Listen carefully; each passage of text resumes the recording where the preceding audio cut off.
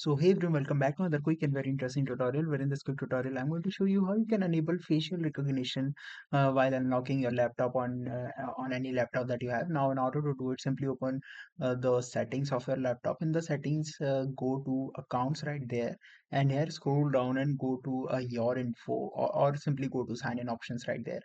Uh, Let me come back. Click on sign in options right there.